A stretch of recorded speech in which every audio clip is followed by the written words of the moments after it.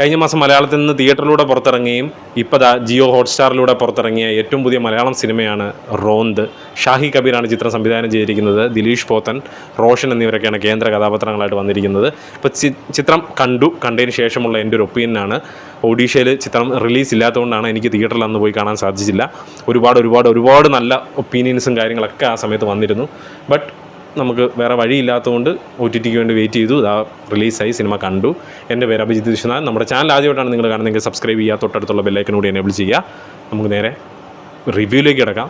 Welcome to സിനി പീഡിക. ഷാഹി കബീറിൻ്റെ റോന്ത് എന്ന് പറഞ്ഞാൽ പട്രോളിംഗ് എന്നാണ് അതിൻ്റെ മീനിങ് വരുന്നത്. ഷാഹി കബീറിൻ്റെ രചനയിൽ വന്നിട്ടുണ്ടായിരുന്ന ജോസഫ്, നായാട്ട്, അതുപോലെ തന്നെ ഓഫീസർ ഓൺ ഡ്യൂട്ടി, ഇലവീഴ പൂഞ്ചിറ എന്നീ പറഞ്ഞ ഈ സ്ക്രിപ്റ്റുകളൊക്കെ അതിൻ്റെയൊക്കെ ഒരു ഡൈഹാർഡ് ഫാൻ എന്ന് തന്നെ പറയാൻ സാധിക്കും. കാരണം എല്ലാം പോലീസ് സ്റ്റോറിയാണ്, എല്ലാം ഭയങ്കര റിയലിസ്റ്റിക്കാണ്, ഭയങ്കര സോളുണ്ട് എല്ലാ സിനിമയിലും. ആ ഒരു തിരക്കഥ എഴുതുന്നതിലൊക്കെ ആണെങ്കിലും ആ ഒരു പെർഫെക്ഷൻ എന്ന് പറഞ്ഞാൽ സൂപ്പറായിട്ടത് ഹാൻഡിൽ ചെയ്തിട്ടുണ്ട്. പുള്ളിയുടെ സെക്കൻഡ് ഡയറക്ഷനാണിത്. ഫസ്റ്റ് ഇലവിഴ പൂഞ്ചിറയായിരുന്നു. ഇലവിഴ പൂഞ്ചിറ എന്ന് പറഞ്ഞ സിനിമ കണ്ടിട്ടില്ലെങ്കിൽ കണ്ടു നോക്കാം, മസ്റ്റ് വാച്ചാണ്. സിനിമ തീരുന്ന സമയത്ത് നമ്മളെ തല തെറിപ്പിക്കുന്നൊരു ട്വിസ്റ്റും കാര്യങ്ങളൊക്കെ വെച്ച് ഗംഭീര സംഭവമായിരുന്നു. ബട്ട് എനിക്ക് അതിനേക്കാളൊക്കെ ഉപരി ഞാൻ തിയേറ്ററിലിരുന്ന് കണ്ട് എനിക്ക് എഴുന്നേക്കാൻ പറ്റാത്തൊരവസ്ഥ വന്ന് ഞാൻ ഞെട്ടിത്തരിച്ചു പോയൊരു സിനിമയായിരുന്നു നായാട്ടെന്ന് പറയുന്ന. കുഞ്ചാക്കോ ബോബൻ, നിമിഷ സജയൻ, അതുപോലെ തന്നെ ജോജു ജോർജൊക്കെ കേന്ദ്ര കഥാപാത്രങ്ങളായിട്ട് വന്ന് നമ്മുടെ മാർട്ടിൻ പ്രക്കാട്ട് സംവിധാനം ചെയ്ത സിനിമയായിരുന്നു നായാട്ടെന്ന് പറയുന്ന സിനിമ. അതിൻ്റെ റൈറ്റർ ഷാഹി കബീറായിരുന്നു. ആ സിനിമ കണ്ട് തീർന്നപ്പോൾ എനിക്ക് കിട്ടിയൊരു ഫീലാണ് റോന്തെന്ന് പറയുന്ന സിനിമ കണ്ട് തീർന്നപ്പോൾ എനിക്ക് കിട്ടിയത്. എന്നാൽ ഒപ്പം നിൽക്കുന്നൊരു സിനിമ എന്നല്ല ഞാൻ പറയുന്നത്. ആ ഒരു സിനിമയിൽ നിന്ന് കിട്ടിയൊരു ഫീലുണ്ടല്ലോ, ആ ഒരു ഫീലാണ് ശരിക്കും പറഞ്ഞാൽ ഈ സിനിമ കണ്ട് തീർന്നപ്പോഴും എൻ്റെ മനസ്സിലേക്ക് ഉണ്ടാകുന്നൊരു ഫീലെന്ന് പറയുന്നത്.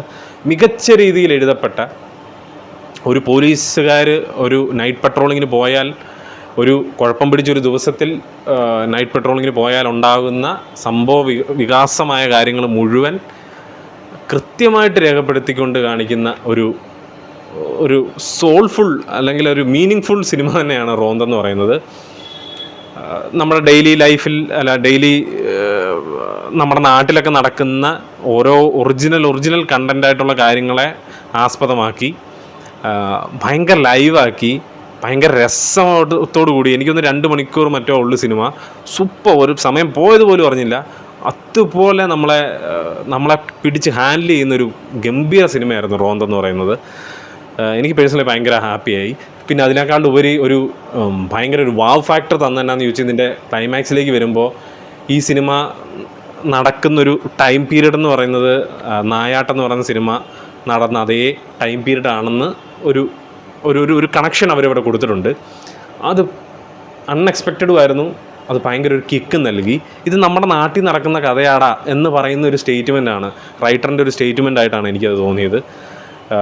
ഇതെല്ലാം നമ്മുടെ നാട്ടിൽ നടക്കുന്നൊരു സ്റ്റോറിയാണ്. സോ അത് വേറെ കഥ, ഇത് വേറെ കഥയല്ല, ഇതെല്ലാം നമ്മുടെ നാട്ടിൽ നടക്കുന്നൊരു കഥയാണ് എന്ന് പറയുന്ന ഒരു സ്റ്റേറ്റ്മെൻറ്റ് പോലെ തോന്നി. സൂപ്പർ ഒരു കണക്ഷൻ ഫീൽ ചെയ്തു. ഇങ്ങനെ വേണം യൂണിവേഴ്സ് അല്ലെങ്കിൽ അതൊക്കെ ബിൽഡ് ചെയ്യുന്നതെന്ന് പറയുന്ന ഒരു സൂപ്പർ. അത് വേറൊന്നും പറയാനില്ല. എനിക്ക് ഷാഹി കബീറിനെ ഒറ്റ തവണ മീറ്റ് ചെയ്യാനുള്ള ഒരു അവസരം കിട്ടും. നമ്മുടെ മുമ്പത്തെ വീഡിയോയിൽ ഞാൻ പറഞ്ഞിട്ടുണ്ടായിരുന്നു. ഫിലിം ഫെസ്റ്റിവൽ IFFK പോയപ്പോഴാണ് നായാട്ട് സിനിമ പ്രീമിയർ ചെയ്ത സമയത്താണ് ഞാനത് കണ്ടത്. അന്ന് കണ്ട് പുള്ളിയെ നേരിട്ട് സംസാരിച്ച ഒരു 10 മിനിറ്റോ 5 മിനിറ്റോ 10 മിനിറ്റോ ഞാൻ പുള്ളിയോട് സംസാരിച്ചു. അന്നേരം ഈ സ്ക്രിപ്റ്റിങ്ങിനെ പറ്റിയാണ് ഞാൻ ഏറ്റവും കൂടുതൽ അന്ന് ചോദിച്ചത് തന്നെ. അന്ന് പുള്ളി എൻ്റെ തോളത്ത് കൈയിട്ട് എന്നോട് പറഞ്ഞതെന്ന് പറഞ്ഞാൽ, ഞാൻ ചോദിച്ച ഒരു ചോദ്യം എന്ന് പറഞ്ഞാൽ, നായാട്ട് സിനിമയുടെ ക്ലൈമാക്സിൽ വോട്ട് ചെയ്യാൻ പോകുന്നൊരു സീൻ ഏറ്റവും ലാസ്റ്റ് ടെയിൽ എൻഡിൽ വെച്ചിട്ടുണ്ട്.